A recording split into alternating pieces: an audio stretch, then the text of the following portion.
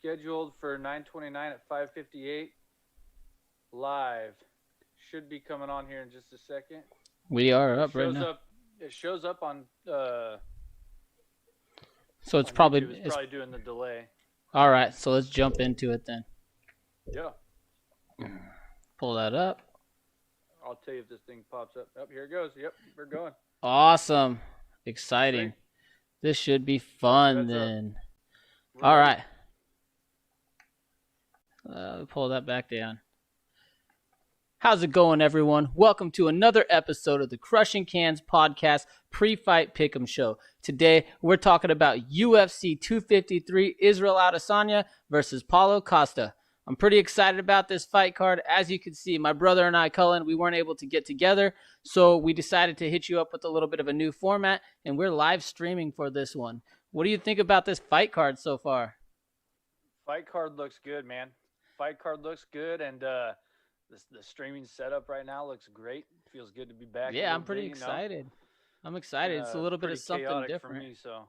Well, it's a little bit chaotic for everyone trying to juggle around with this whole new system with the kids in school and stuff like that online. Yeah. You know, we took our PE class outside in the front yard today.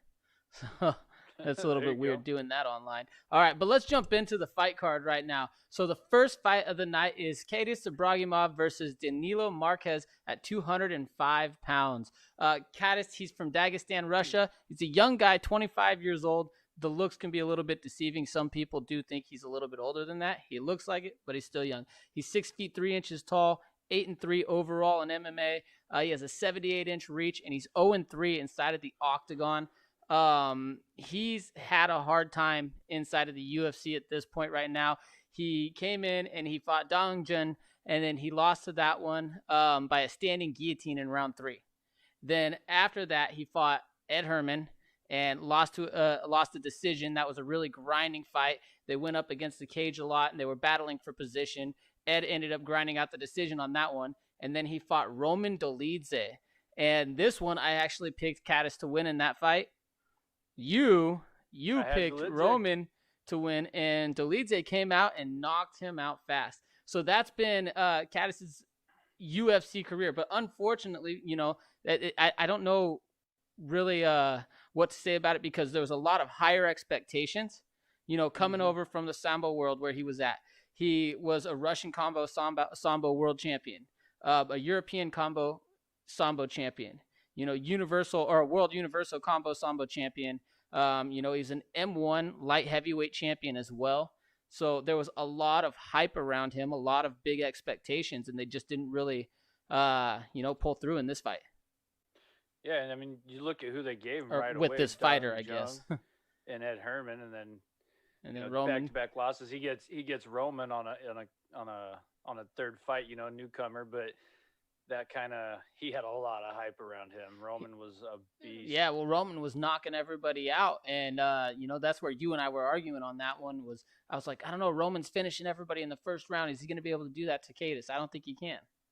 But, you know, it hasn't been a very, you know, fun run for Khadis inside of the UFC. Hopefully he ends up turning that around here. But overall, he has 3 wins by submission.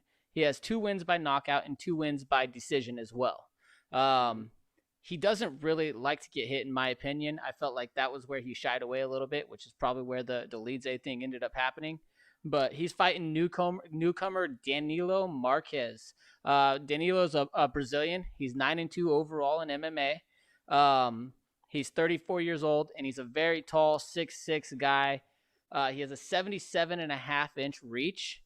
So he's making his UFC debut. Like I said, he's on a 2-fight win streak right now.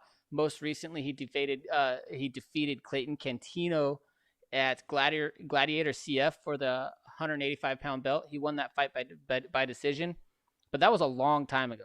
That was about 2.5 years ago. So it's been a while since he's fought, and it's going to be interesting to see what he's done in the meantime since then. He does have 4 wins by knockout, 4 wins by decision, 4 wins by submission, and 1 win by decision. What do you think about these fighters in this fight so far? I know you haven't done a lot of research. Yeah, I haven't done a lot of research, and I really don't know much about Danilo, but Not a lot of people do. yeah, like it's just there's he's got some wins, and I don't recognize any of the names on there. But Khadis, I liked Khadis. I mean, I still like Khadis, and I'm It's even just actually been a rough picking go. Khadis to win in this fight. So, All right. So what do so you're I just picking think him? he had a rough start to the UFC. So Yeah, he had a rough, hard start. For me, I think that this one's definitely going to be a grappling match. I really do think so. Marques likes to take it down to the ground. When I was looking back, some of the latest film that I could find on Danilo was actually a grappling match. It was kind of weird because he was kind of playing around, but it was a little grappling match. He still looked like he was in pretty good shape. So he's still working that jiu-jitsu game. We'll see what ends up happening in this fight overall, but I do think it's going to go to the ground. I'm thinking that with the Russian Sambo experience from Khadis, this is his opportunity to really finally pull out a win inside of the UFC. If he doesn't get that W here, I think he's getting cut. But overall, I think it's going to the ground. It's going to be a jiu-jitsu. It's going to be a ground grappling match with Danilo looking for the jiu-jitsu and Khadis just kind of controlling the position and looking to ground and pound. I picked Khadis Ibragimov to win this fight by decision.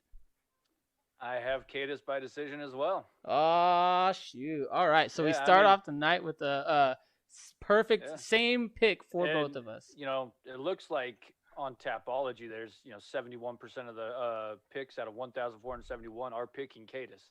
Yeah. So, and the crazy thing is 57% of those picks have him picked by knockout. I don't know if I see a knockout coming, guys. Yeah, it's possible. I don't know if I really see it happening. He's only lost one time by knockout. Danilo, he's lost one time by knockout and one time by split decision. So, he is a little bit older, being 34 years old. So maybe that's what they're thinking. But, I'm not sold on a knockout in this one, but we'll see what happens here. All right, so let's move on to the next fight. We got Jeff Hughes versus Juan Espino at 265 pounds. So I'm actually really excited about this fight. We'll talk about Jeff Hughes real quick. Lights out Jeff Hughes. He's an American, 10-3 as a pro. He had a long amateur record where he went 11-3. He's 32 years old right now, 6 feet 2 inches tall with a 77-inch reach, and inside of the screen in his debut by split decision. And that's a tough dude to have in your first fight into the UFC. And then he also lost to in a no contest to, it wasn't a loss, it was a no contest. It was due to an eye poke to Todd Duffy. Ended the fight in the first round. And then his last fight was Rafael Pazoa, and he lost that one by decision as well. So again, not a guy who's had an easy run inside of the UFC. Not the hardest run overall, but not the easiest run coming into the UFC for this guy here. What do you think? Yeah. You've kind of already touched on most of that. I'm actually really interested in Espino in this fight. Yeah, I'm interested in Espino as well. He's the tough 20. I think he was tough 28 is what he was on. Tough 28. Ultimate Fighter. Yeah, so he's tough 28, which is crazy because you got a guy from tough 28 on this card and a guy from tough 1 on this card. Yeah. Isn't that insane? Isn't that insane? That's crazy. Well, before we jump on Espino real quick, let's finish off real quick with Hughes here. So, Hughes is a former LFA champion. He was a 2-time LFA champion. He actually defeated Maurice Green to win that belt. And that was prior to being in the UFC, like I said, in LFA. Mm-hmm. He has 5 wins by decision, 4 wins by knockout, and 1 win by submission. He's lost 2 times by decision, and he's only been knocked out once. So that's Jeff Hughes. He's never been submitted before. And if you look at his pro record, he's got 13 fights there, and he's got 14 fights as an amateur. So it's pretty interesting there. But now he's going against El Guapo Juan Espino from Spain. Juan's probably the oldest guy on the card, 39 years old, 9-1 overall as a pro, but he went 17-0 as an amateur. So he had a very long amateur career before he even started making money. He's 6'4" with an 80-inch reach. Now, like you said, he made it into the UFC through tough 28. And, when he went through there, that was in 2018, he beat Ben Sassoli by decision, and then he submitted Maurice Green in the first round with a rear naked choke. And then in his UFC debut, which was the tough finale, which was actually his only UFC fight so far, he fought Justin Frazier, and he submitted him with a straight arm lock in round 1. Like I said, we haven't seen him fight since then. It's 2018, so we're looking at, almost 3 years here. 2 years, a little bit close over that. But then, but Juan is a grappling wizard. He's a 6-time world grappling champion. He's a Prop A Canarian wrestler. So he's from the Canaries over there, and they have a specific style that is really specific to that area, to the Canary Islands. It kind of reminds me a little bit of like freestyle wrestling and judo, but they can wrestle on ground. It could be like a sand or a dirt or something like that, and they also do it on a mat. But a Prop A Canarian wrestler is probably going to be equivalent or on par to being something like a D1 wrestler. It's their highest level that they have as far as you can get in wrestling there. So that's kind of cool to think about there. Espino has 6 wins by submission. He has 2 wins by decision, and he has 1 win by knockout. His only loss is a TKO loss in the 3rd round. What do you think about these? Or actually in his 3rd fight. Sorry about that. Yeah. What do you think about these? With Espino's also well to notice that every single finish has come inside the 1st round. Mm-hmm. Yep. The only time he's gone past the 1st round, they've both been decisions. I'm really liking Espino in this fight. I know he's 39 years old, and I usually tend to shy away from the older fighters. You definitely do that, yeah. I don't know why. It's just a habit I do. But I think, with Espino here, he's getting a second chance. He kind of, the way he looks at it is it's a second chance. He's thankful to be fighting again in the UFC again, get another opportunity, and he promised that he was going to be exciting in this fight. Yeah. So, I mean, I'm not sold on Jeff Hughes. I know you don't really tend to like either big guys when they come in and they're just kind of a lot of flab going around there. Yeah. That's kind of, you're kind of not on that deal. But I do think that Espino gets him down, and I do think that Espino taps him out in the 1st round. All right. Well, you know what? This is getting interesting. So I think, Jeff Hughes, he's going to look to knock Juan out. That's what he's going to be doing from the beginning. He's going to be coming in and exploding.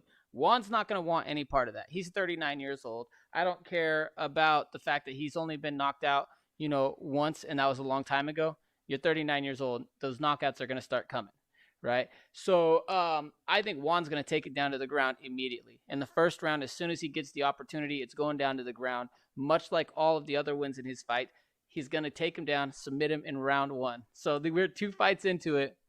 We have the same pick. The same so far. Juan Espino, round 1 right here in this not fight bad versus for Jeff not Hughes. Doing any research. No, this is good. Well, I don't know if it's good. Sometimes we do research and do bad, like I did last week, right? I tend to do worse, I think, when I do a lot of research is when I have my worst cards. Yeah, sometimes, I don't know. Sometimes I have my best cards when I do my research. But I don't know. All right, so we move on to the next one. William Knight versus Alexa Camur at 205 pounds. So we have William the Nightmare Knight.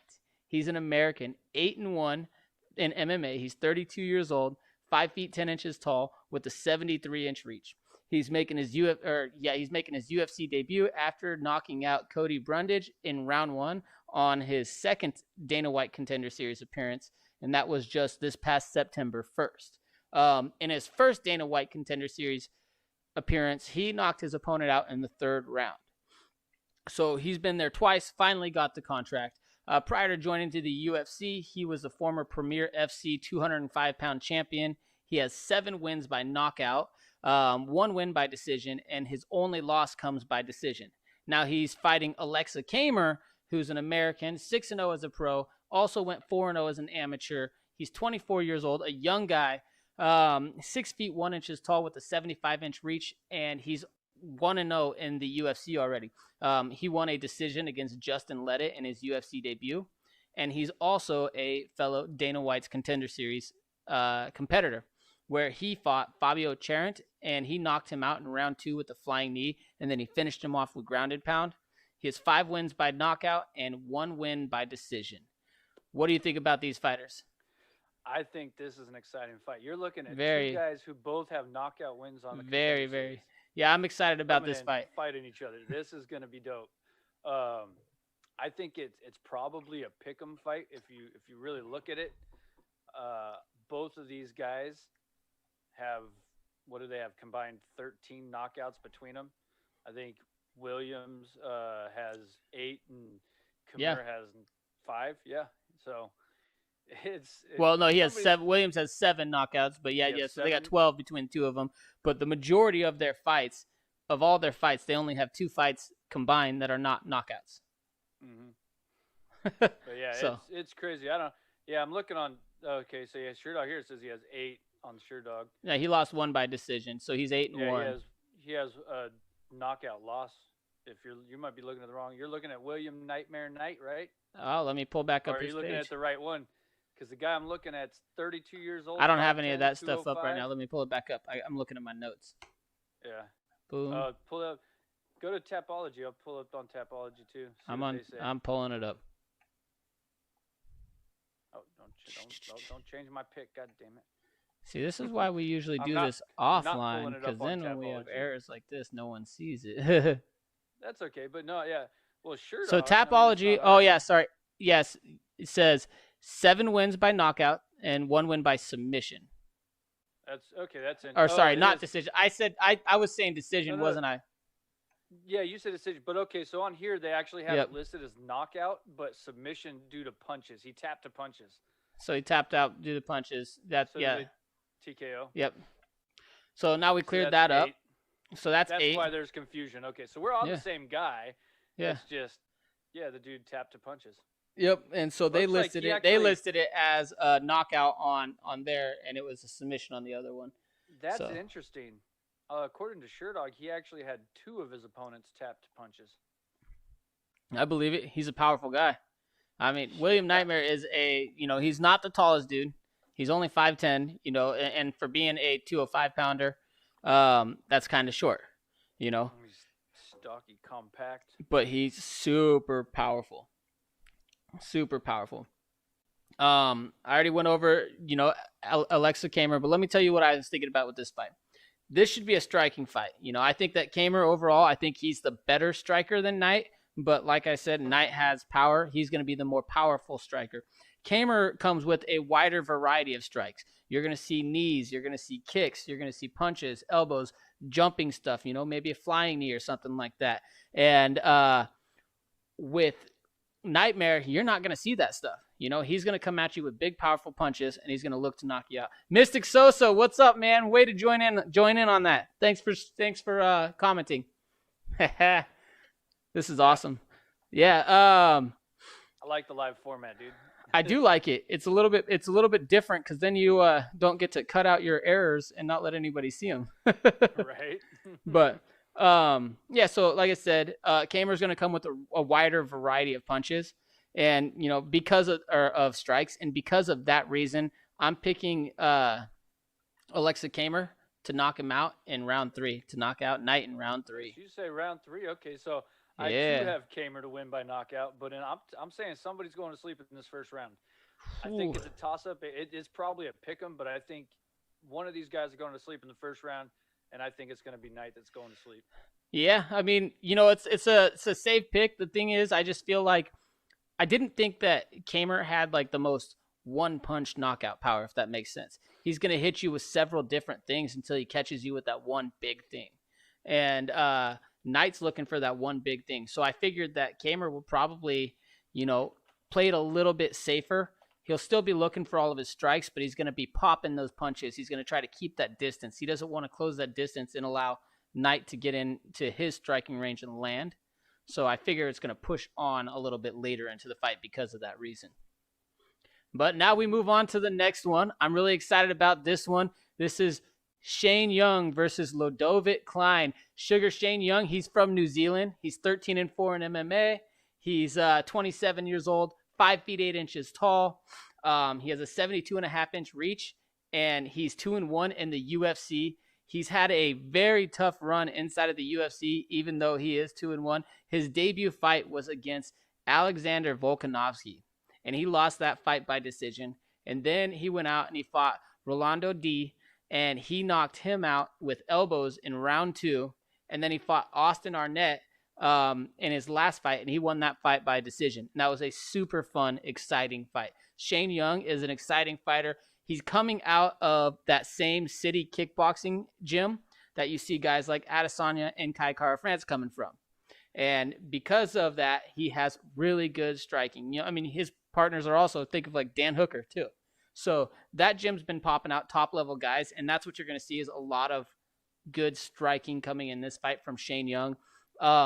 He's not very active since joining the UFC overall, though. He's first fought inside of the UFC in 2017. He's only had 3 fights, right? So not very active.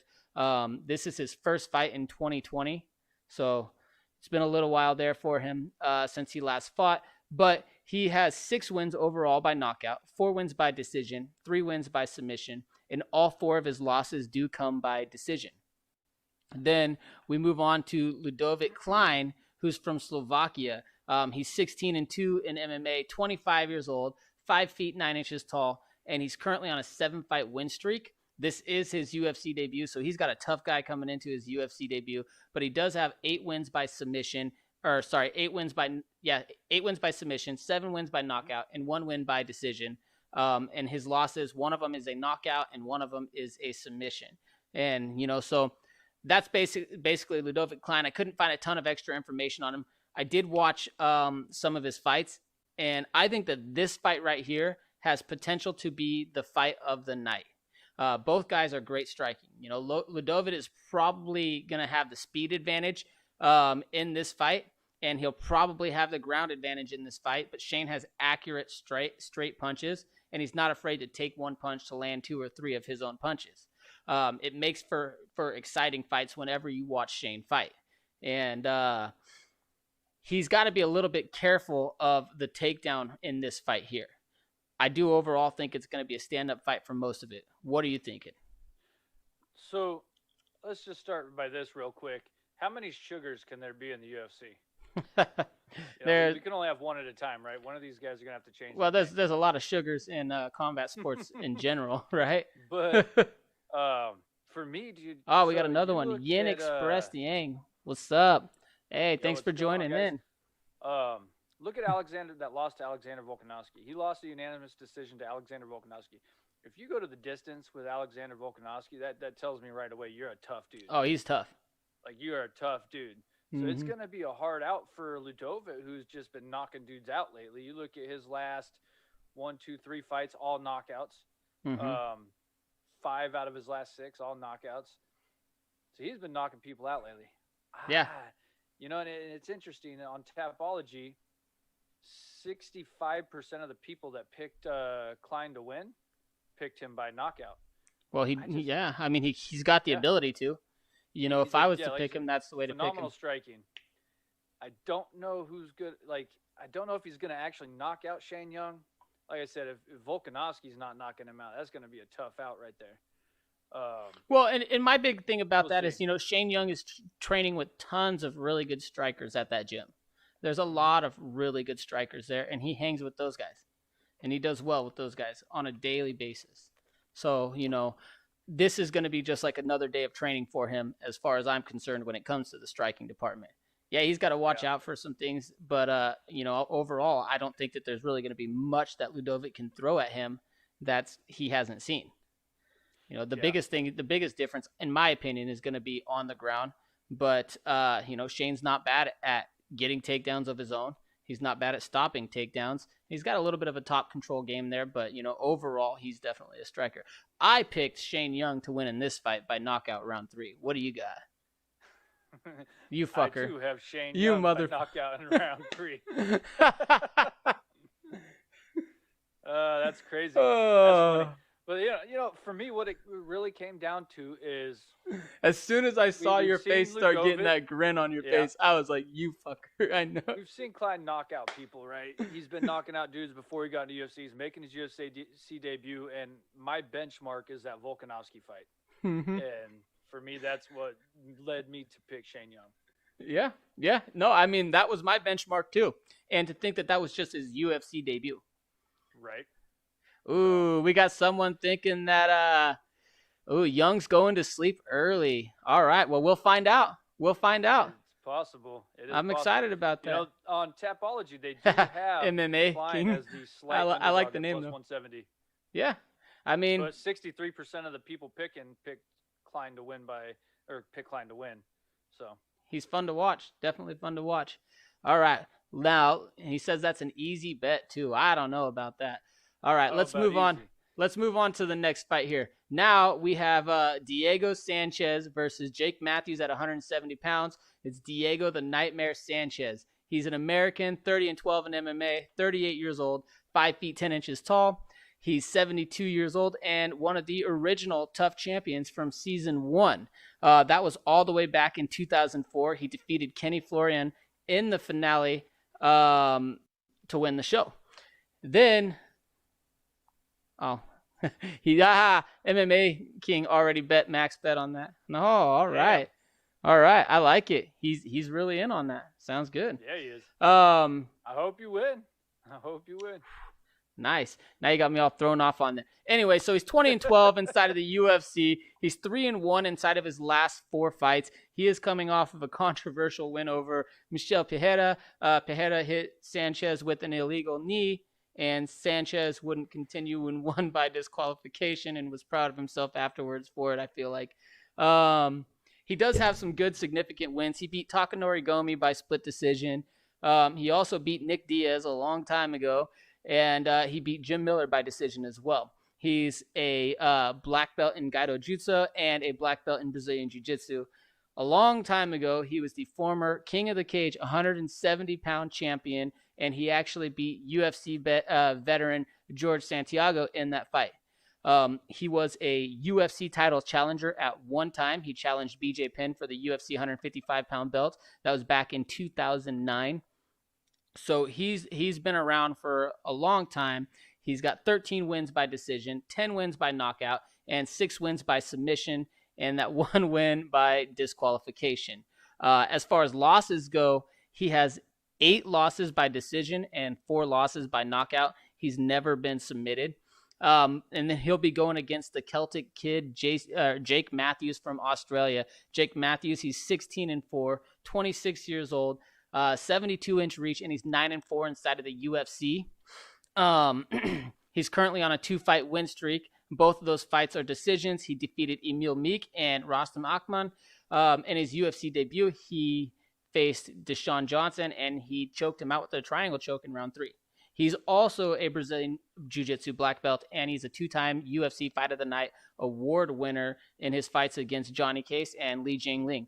He has 7 wins by submission, 5 wins by decision, and 4 wins by knockout. In his losses, he has 2 losses by submission, 1 loss by knockout, and 1 loss by decision. What do you think about this fight? I just wish Diego would retire already, man. That's kind of where I'm at with him. We've seen him get knocked out way too many times in the past. I mean, not as much as Cowboy. He's only got 4 knockouts. Not as much as Cowboy. Dude, Cowboy's right there too. He needs to. Dana already said he needs to think about hanging it up. They got to have that talk. Yeah. But Diego did say, he's done chasing titles, which he's been done chasing titles. Well, I mean, he's a guy that could potentially move into something like the Legends League at this point. Yeah, if they ever got a Legends League going. He said Mike Tyson, baby. Legend fights Mike Tyson, baby. He's putting on that Legends League. Yeah, for boxing. No, he's doing for everything. He even said he's doing it for everything. So it's going to be interesting to see how that whole thing develops. But anyway, he's still in the UFC and he's still fighting young dudes. So yeah, and Jake, is only 26 years old. So it's pretty young dude. Young guy. I don't see Diego getting tapped out. He's never been submitted. He's never been tapped out. I don't see Jake tapping him out either. Yeah. But what I do see is Jake Matthews getting it down. Towards the second round, he's going to rock him and then knock him out with some ground and pound. Ooh, you think he knocks him out? All right, well, let me tell you a little bit about what I think here. So Jake Matthews, he's a powerful striker, right? I mean, he hit Emil Meek with an uppercut that lifted Emil Meek up off of his feet and then onto the mat. Like, literally lifted him up. It was one of the craziest things ever, but he's going against one of the most interesting, most controversial characters in, Diego Sanchez. Whether it's drunk speeches at awards ceremonies, or it's joining these homoerotic cults, or it's going out and taking mushrooms and seeing aliens with Stephan Bonner and deciding that you want him to be your corner from that. So, he's an interesting... Bonner is cornering him for this fight, right? He is, and that's how it happened. Right. Yep. That's how it happened. He was on one of those talk shows talking about how he went out and, he'll be in my corner. Yeah, we went out and saw aliens together in the mountains, and yeah, we might have been on mushrooms or some weird thing like that. It was the funniest thing out there, but he's been involved with a bunch of weird stuff, and it makes it fun and it makes it exciting. But I think that Matthews has the experience on the feet to outstrike Sanchez on the feet. I think if it goes down to the ground, Matthews will control the ground game. It'll be a guard situation here with Matthews on top and kind of grinding him out there. I picked Jake Matthews to win by decision. All right. So he's, like I said, Sanchez is hard to beat. Most of his losses come by decision. I think we had the ninth decision loss to it. I know, right? Isn't that crazy? Mystic Sosa says only standing member from season 1.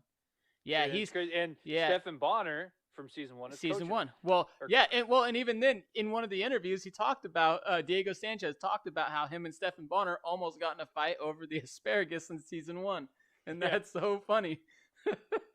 But yeah, I mean, that is crazy. So Diego Sanchez is in the Hall of Fame as well. He's in the Hall of Fame for a fight in the fight category against Clay Guida. So that fight is a Hall of Fame thing. So I do think that Sanchez is a guy that should be, as far as a fighter, he should be in that category for Hall of Fame as well too.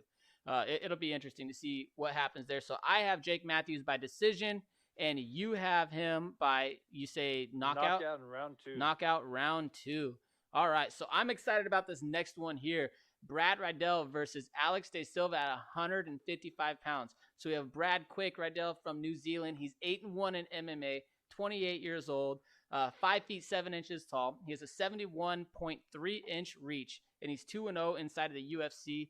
He defeated Jamie Mullarkey by split decision in his UFC debut, and then he also defeated Magomed Mustafaev by split decision in his last fight. He's another guy training out of that city kickboxing gym with Isreal Adesanya, Alexander Volkanovski, and all the other guys that I've listed off. He's a very, very high-level striker, and at one point in his career as a kickboxer, he fought John Wayne Parr twice. The first time they fought in a kickboxing match, he lost by a decision. It was a straight-up decision loss. Then the second time they fought, this was about 3 years later. This was in a caged Muay Thai fight. So they had these guys in an MMA cage wearing MMA gloves, and they fought a Muay Thai style fight inside of the cage. In that one, Riddell actually won that fight by decision, so he was able to avenge that loss. And if you know anything about John Wayne Parr, he's a pretty high-level striker. He's a pretty well-known Muay Thai style striker. So Brad Riddell, inside of the MMA career, he has 5 wins by knockout and 3 wins by decision, and his only loss is an armbar submission loss. Now he's going against Lico Alex De Silva, who is a Brazilian, 21 in May, 24 years old, another really young guy with a lot of experience, which is awesome to see. 5 feet 10 inches tall, 73-inch reach, and he's 1-1 inside of the UFC. Most recently, he beat. It's an interesting fight because know that what has he got? Riddell's finished his last 3 fights by decision.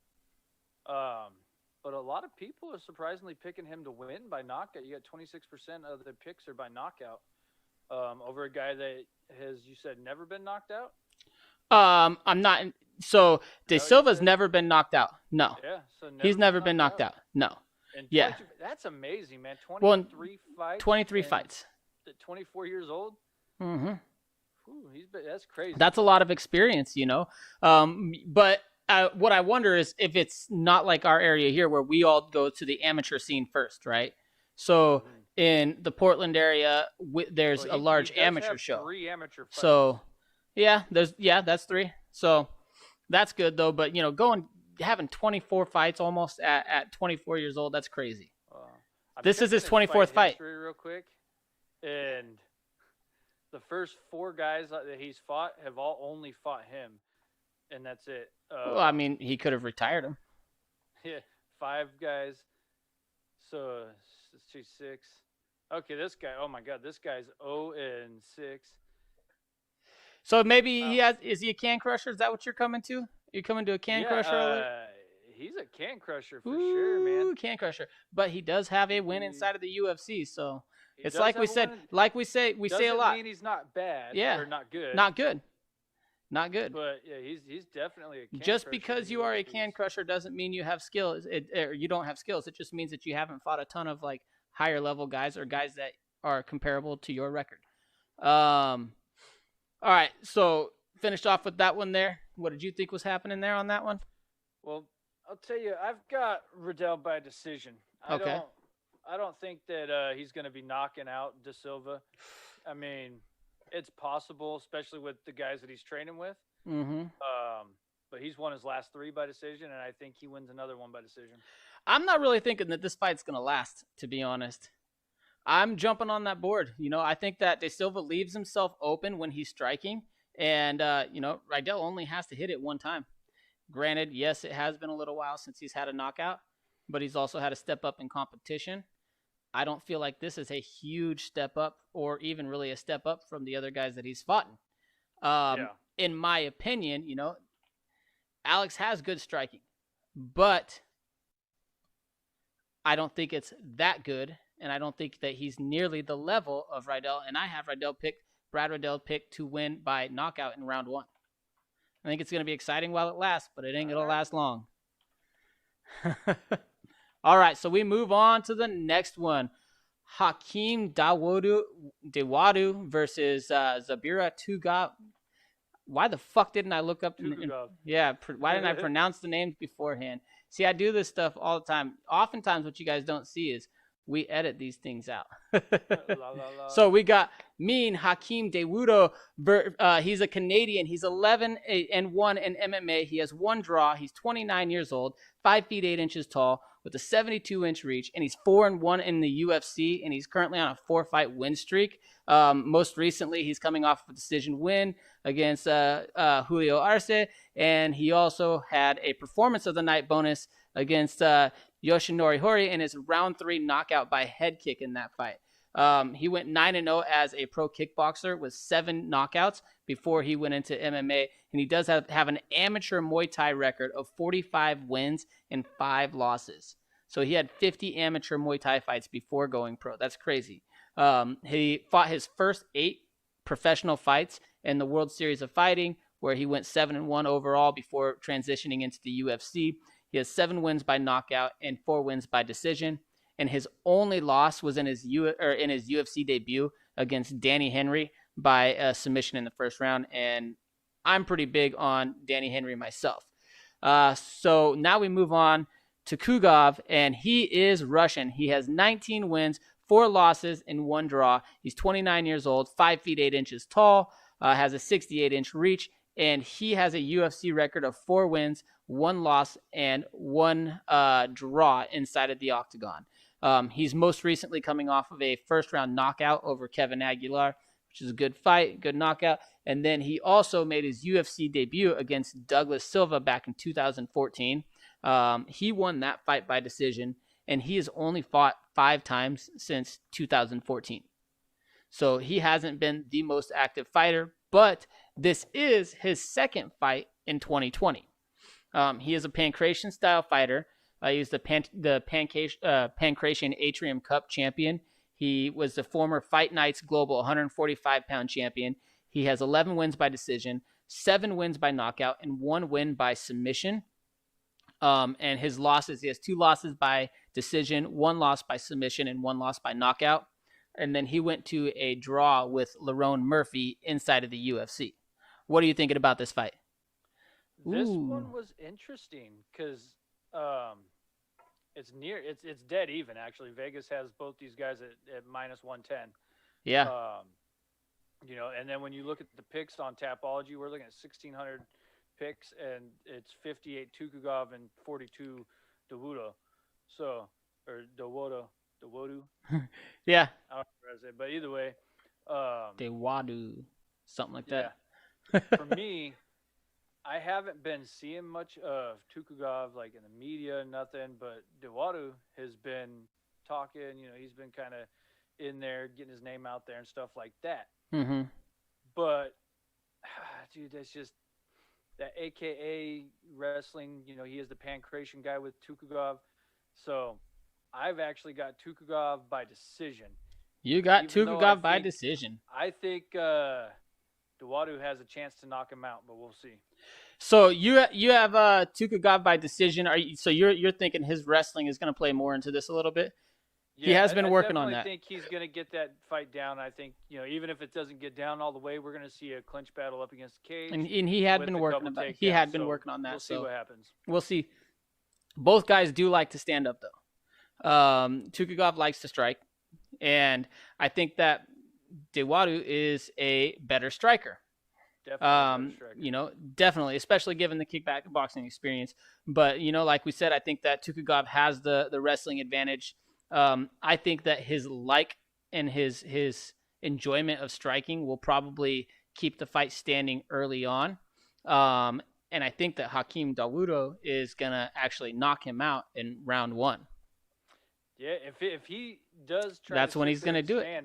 It could turn it to be fight of the night. It could be a fun one. It's going to be it's an interesting fight. That's one to keep an eye on for sure. Oh, MMA King has Tukhugov all day. Pseudo-wudo.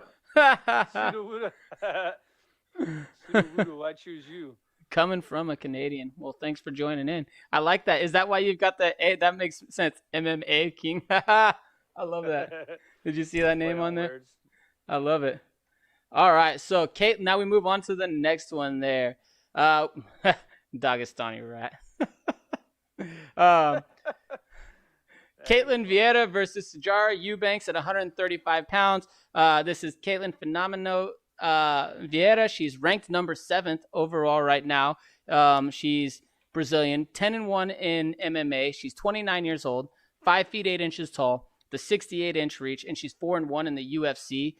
She's coming off of a knockout loss to Irene Aldana, and that was a really good, fun fight there. She had a little bit of an edge, I felt like, in that round up until the point where she got knocked out. It was still a close fight. But she also defeated Kat Zingano by split decision. She beat Sarah McMahon by arm triangle in their fight. And then she also defeated Ashley Evans by decision and Kelly Fazeltz in her UFC debut by split decision. She's a black belt in judo and a black belt in Brazilian jiu-jitsu. She's the former Mr. Cage women's bantamweight champion, and she successfully defended that 2 times. And she's also the former big weight women's bantamweight champion as well. She has 4 wins by submission, 4 wins by decision, and 2 wins by knockout. Her only loss is that first round knockout loss to Irene Aldana, and she was in that fight, in my opinion, and I felt like she was winning it. Now she's going against Sijara Eubanks, who's ranked 13th, and Sijara's an American, 6-4 in MMA, 35 years old, 5 feet 4 inches tall with a 67-inch reach, and she made her way into the UFC through The Ultimate Fighter, where she made it to the finals against Nico Montana, but she was pulled from the fight due to kidney failure during her weight cut. She's on a bigger win streak. My notes are old, but she's got a few fight win streak right now. I think it's 3 right now that she's on. She defeated Maya Stevenson, Diana Bennett, and Roxanne Modafari, and she's a black belt in Brazilian Jiu-Jitsu. She's a 4-time world medalist. She's a 4-time world Jiu-Jitsu medalist. She has bronze in 2015. 2 times she has a silver medalist in 2013 and 2016. And in 2014, she actually won the world championship. Now she has 5 decision wins, 3 knockout wins, and 1 submission, including her time on Dana White's or on The Ultimate Fighter. She does have 4 losses, and they're all by decision. Sorry, Mystic Sosa's at Taco Bell says, "Do you want any drive-through boys?" That's for you, Cullen. Yeah. Actually, my wife had me Taco Bell on our last show, but the bastards got rid of my quesarito. Yeah, it's all right. What do you think about this fight? No, this one is it's interesting because Ketlen is like the favorite in this fight, and Sarge is the underdog by a lot, or not too much. I guess 155. She's a plus 155 dog, but on a Tapology, 78% of the picks are going to Vieira. Well, I was picking against Sarge a lot up until recently. We picked against Sarge in her last fight. Yeah. That was literally last week, 2 weeks ago. Yeah. It was really against Julia. Against Julia Avila. She dominated that fight. Julia Avila was going to tap her out because Julia Avila, we didn't think that.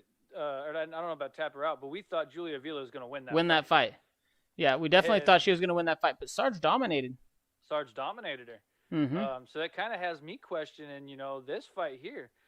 Yeah, I like to see, Ketlen's got some tough fights, Kat Zingano, Sarah McMahon. So, she's got a couple on there, but so does Sarge. Mm-hmm. If you look at one of her early losses, it came to Ketlen Chookagian. Yep. Who's, the number 2 right now? I think she's number 2. I'd have to go look at the rankings, but, she fought her to a decision. Aspen Ladd twice to a decision. Betch Correa, Roxanne Modafferi. She's fought nothing but tough women in throughout her MMA career. MMA. Yeah. Yeah. So for me, I'm going to go ahead and I'm rocking with Sarge by decision in this one. Yeah. All right. So that's kind of what I said, Sarge has had significantly improved striking. She's gotten a lot better overall. I don't really like her ground and pound still. I wish that people would get away from that gorilla punch thing that we've been seeing kind of resurge back into MMA lately. It's not a very good ground and pound. And I think that she probably would have finished Avila on the ground in round 2 if she was hitting her with some straight hard punches. But I do think that this fight's going to the ground early. I think it'll be a little bit of a jiu-jitsu battle between the 2 black belts here. But I don't think anyone's getting submitted. I don't think Sarge is getting submitted. No. And based off of the way that she's looked in her last couple of fights, I think that she's going to control the ground game, and I have Sarge winning by decision as well. And you motherfucker, That's another one we're the same. Too good. But all right, dude. Going on to the next one. Oh, my gosh. What happened? Nobody ever puts JoJo on a don't fly list. That's my girl. Oh my gosh. Mystic happened? Sosa says he has Roosevelt Roberts, JoJo. Maria Agapova, dude, and Johnny No Chin Walker on a do not fly list. Take JoJo off of there. Really disappointed. Agapova really disappointed. I think she was a minus 850 in that Well, she punched herself out. She punched herself out in round 1. Yeah. That was her and Valia the same thing.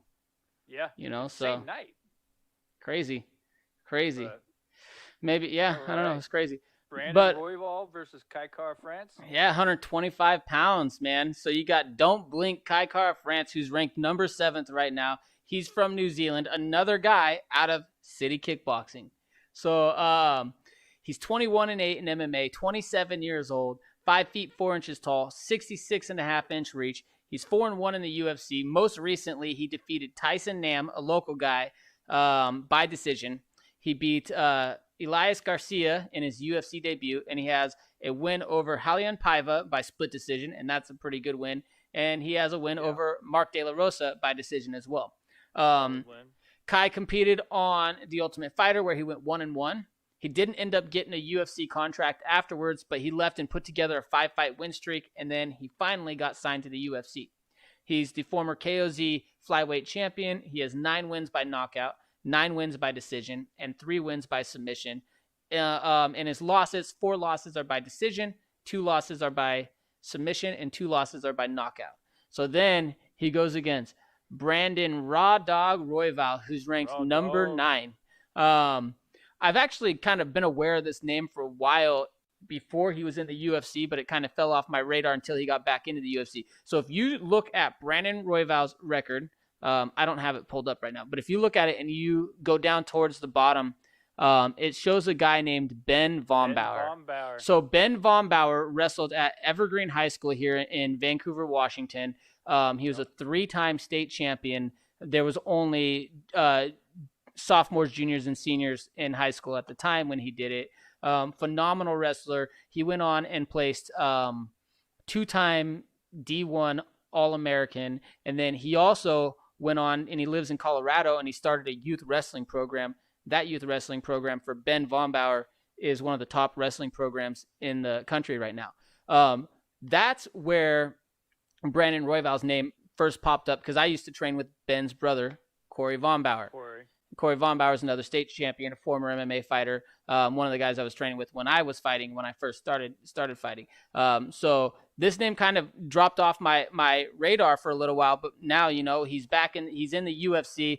I was excited about his last fight when he fought Tim Elliott. He, looked pretty good in that fight. But let's get into it real quick. Brandon Royval, he's number 9. He's ranked number 9 right now. He's an American, 11-4 overall in MMA. He's 5-0 as an amateur. He's 28 years old, and he's 5 feet 9 inches tall with a 70.5-inch reach. He's 1-0 inside of the UFC, like I said, defeating Tim Elliott by arm triangle in round 2. It was interesting in that fight. I'll break that down a little bit more later. But so he's the former LFA 125-pound champion. He defeated the current UFC fighter Jerome Rivera to win that LFA title. He has 7 wins by submission, 3 wins by knockout, and 1 win by decision. In his losses, 3 of them come by decision, and 1 of them comes by split decision. What do you think about these guys? Well, let's take a look here. So Kai Kara is the favorite right now on Tapology, with 77% of the picks going towards him. Yep. Royval has 23% of the picks, but of those picks that are for Royval, 61% are by submission. Mm-hmm. That's something interesting there. And then you notice that submission to Tim Elliott. Pretty good win there, but Tim has been submitted like 8 times now. Was that 5 times? So he's been tapped out a few times. But still an impressive win either way. For me, though, that Kai Kara France, man, getting a win over Tyson Nam at this stage in his career is a very good win for him. Mark De La Rosa, and I'm actually really impressed with the Raulian Paiva fight. Raulian Paiva looks phenomenal on the feet. Yeah, I really like the way that Raulian Paiva fights. Hold on, what does that say? MMA King said debut with a question mark. Which one? Which one is he talking about? I think not his debut. No, he fought Tim Elliott. If he's talking about Royval's debut is against Tim Elliott, yes. If that's what he's talking about. It was his debut in the UFC versus Tim Elliott. Yeah. Choked him out. But I don't know. We'll see what he's talking about. MMA King, what are you talking about in there? Let us know what you're talking about. But I'm going to rock with Kai Kara in this one, and I'm going to take Kai Kara France by decision. Yeah, Kai, he's another one of those guys that's from City Kickboxing. What I did like about Brandon Royval was when he fought Tim Elliott in that first round, he faced adversity. He gave up his back a lot. And, we had Elliott really threatening for a lot of different things throughout there. And Royval just kept getting back up to his feet over and over and over again. Just kept getting back up to his feet. And then Elliott would take him back down. And then after that, we went into round 2. At that point, Royval turned it around and ended up catching him in an arm triangle and choking him out. So, I was really happy to see that, Royval could come back and battle through that, because after that first round, wasn't so sure what was going to end up happening there. Royval leaves his hands down when he strikes. He likes to put them kind of down by his side a little bit, and that leaves you open. And I don't know if you want to do that against one of those guys coming from City Kickboxing. Those guys are tearing it up right now, so I'm not sure that that's a good idea. I do have Kai Kara France to win by decision, and that's another one where you and I are perfect, and I'm getting so pissed about this. That's all good, man. All right, never mind. That was not for us. That was for them. He said no. Mystic said this is his debut, which it's not. I didn't say that as you delete it. That's funny stuff. I love it. So you have Kai picked. I have Kai picked. We both have him picked by decision here, huh? This is getting a little crazy here. We've got a couple that are slightly different. Bonuses again. It looks like it's another one of those cards where you and I are like battling each other. Same idea for the winners, but our rounds, bonus points and things like that. For the most well, part. the big thing is going to separate us is the couple that we actually have different, because the ones that we have the same are mostly the same. They're pretty, they're pretty close. Yeah. So let's move on to, we're now on the co-main event now, huh? Co-main, baby. Co-main event. I'm super excited about this one. Dominick Reyes versus John Blachowicz at 205 pounds. Blachowicz. I said Blachowicz again. Yeah, for the vacant 205-pound championship. Dominick, the Devastator Reyes, he's the #1 contender right now. He's an American, 12-1 as a professional, 5-0 as an amateur, 30 years old. He's 6 feet 4 inches tall with a 77-inch reach, and he's 6-1 in the UFC. His last fight was that controversial loss to John Jones. It was a decision loss, but a lot of people felt like Reyes won that fight. A lot of people did. So we say it's controversial. He did beat Chris Weidman by knockout in the first round, and he beat Volkan Oezdemir by split decision. And then he also beat Jared Cannonier, who's currently ranked number 3 at 185 pounds. He knocked him out in the first round.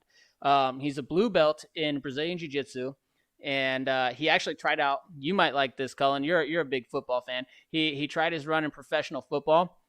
He went undrafted. He had offers from the Canadian Football League, but he turned them down. He didn't want to go play football in Canada. He wanted to play here in America. And he was frustrated, so he started training MMA as a way to take out his aggression and deal with his frustration. That ended up leading to an MMA career that now has him as the #1 ranked contender for the 205-pound championship. A little bit of frustration. Pretty interesting story, Yeah, crazy. So since competing in MMA, Dominick Reyes has 7 wins by knockouts, 3 wins by decision, and 2 wins by submission. His only loss is that controversial loss to John Jones. Now we move on to Jan Blachowicz, who's currently ranked number 3 at 205 pounds. He's Polish, 26-8 in MMA. He's 37 years old, 6 feet 2 inches tall, and 78-inch reach, so he'll have a 1-inch reach advantage in this fight. He made his UFC debut way back in 2014, 6 years ago, against Ilir Latifi, knocking him out in round 1. And then he actually kind of had a little bit of a rough start in the beginning of his MMA career in the UFC. He went 2-4 in his first 6 fights in the UFC. He struggled a little bit.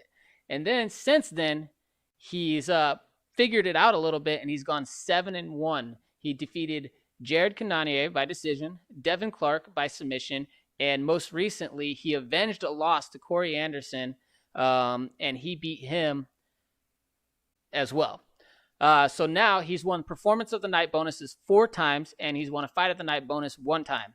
He's the former KSW light heavyweight champion, and he's the 3-time KSW light heavyweight tournament champion as well. He has 10 wins by decision, 9 wins by submission, and 7 wins by knockout.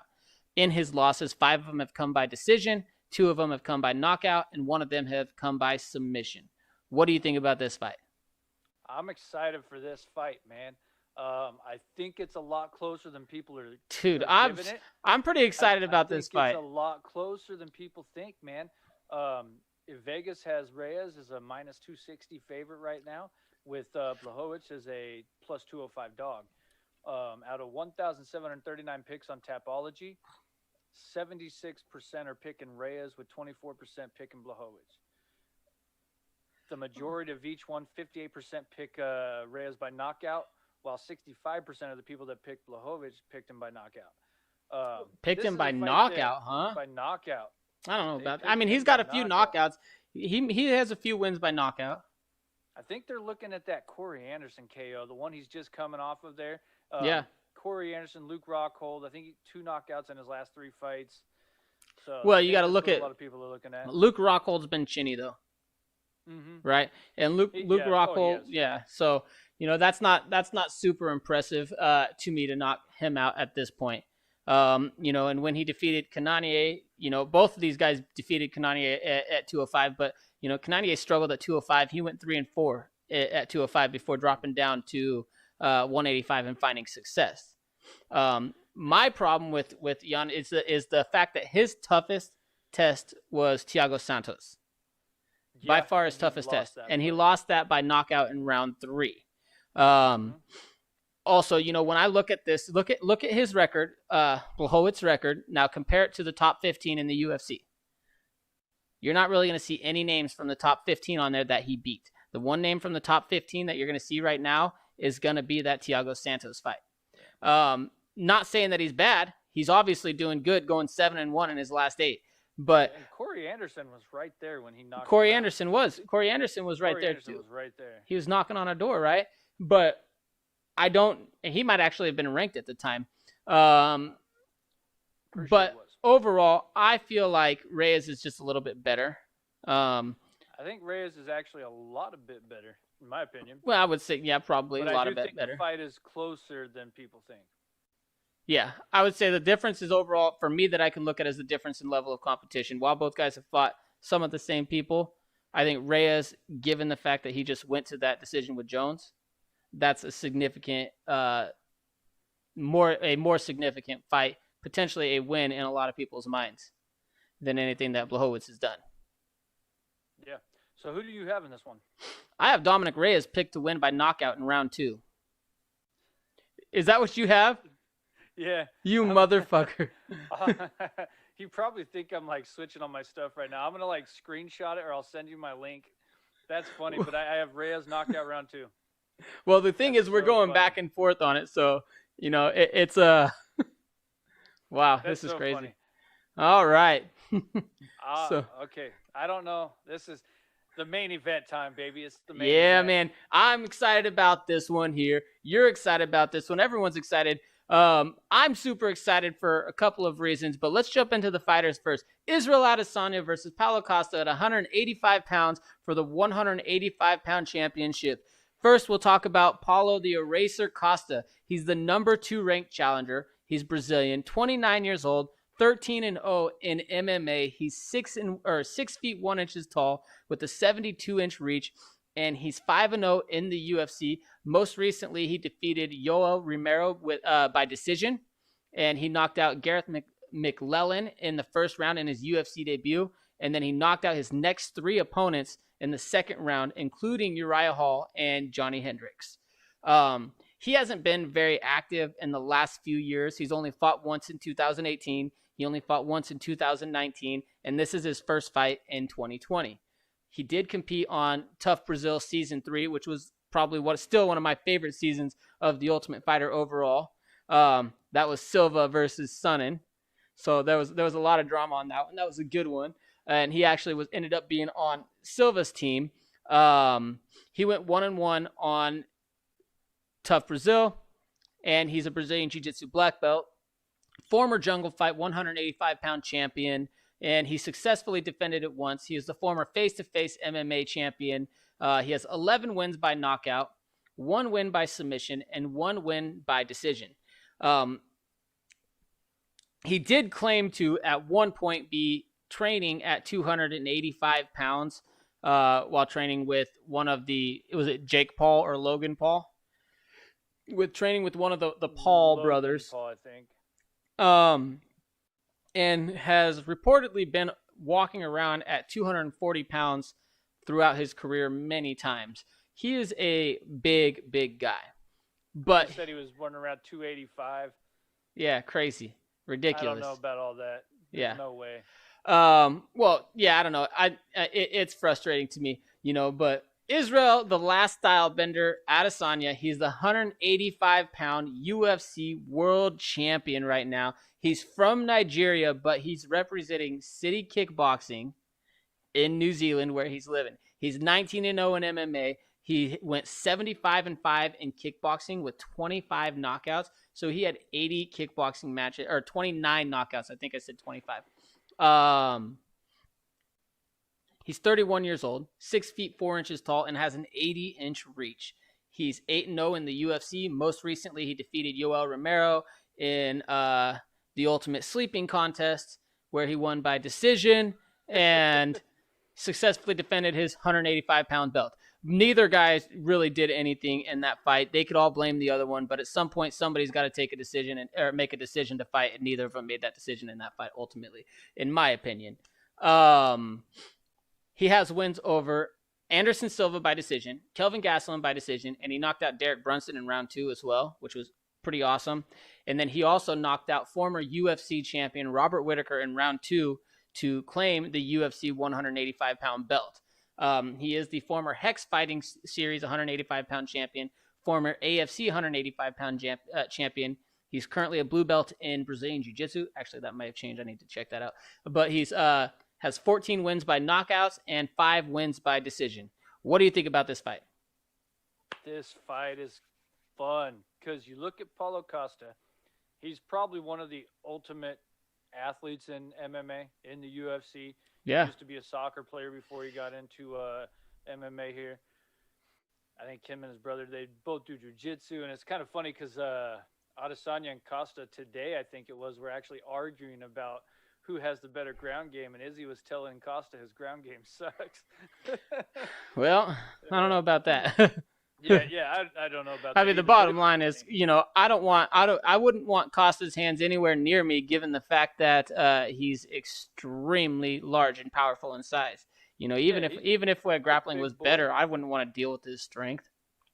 Yeah, so. And, a lot of people might look at his record and be like, oh, you beat an old, out-of-shape Johnny Hendricks, and Uriah Hall's not a great win. But then he did beat Yoel Romero in a decision, who's one of the scariest guys at 185.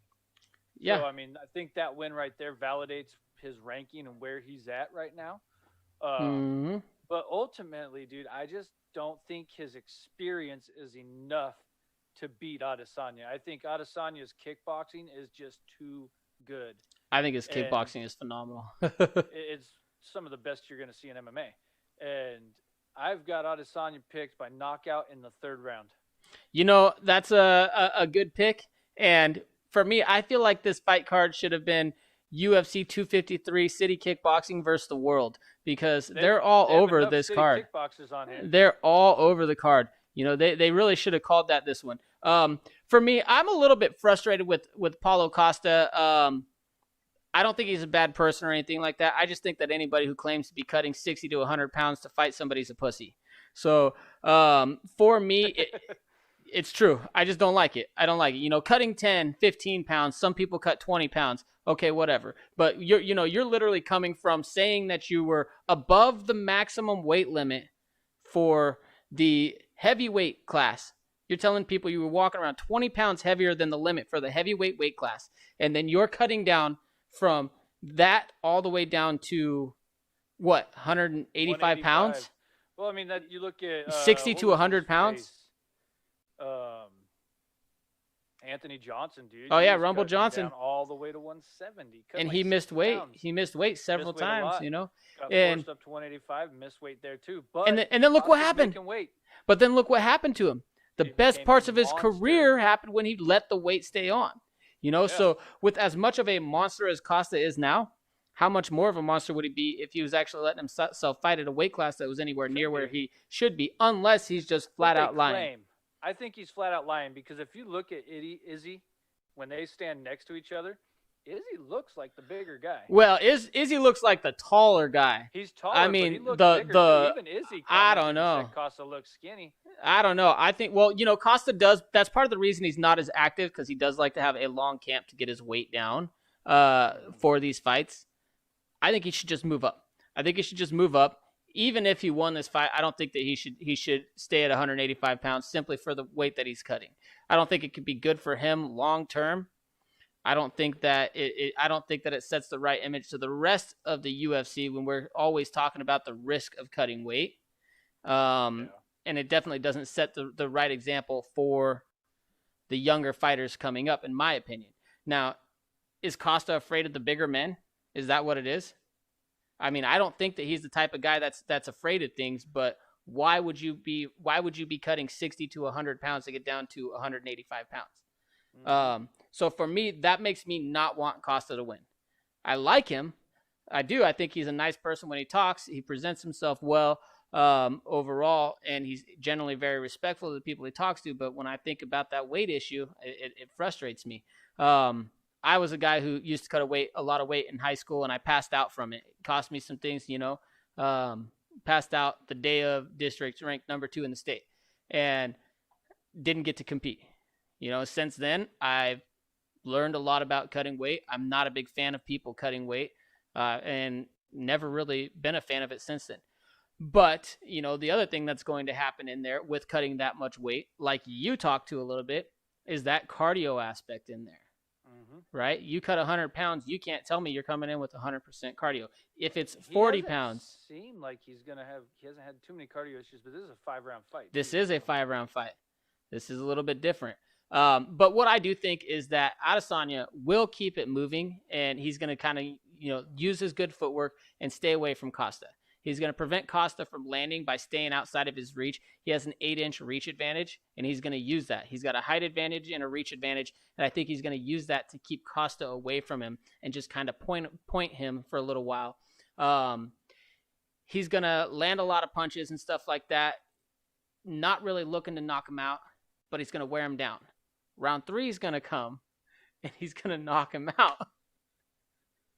I'm so frustrated with you. I really didn't even round 3 too. Huh? I didn't even want to get to it, dude. I wanted to change it, and I was thinking right here, should I change it? Should I change it? But I have it out there first just so that way you can call bullshit on it. Oh man, I was like, dude, this is driving me nuts. I was trying to beat around it because I didn't even want to say it.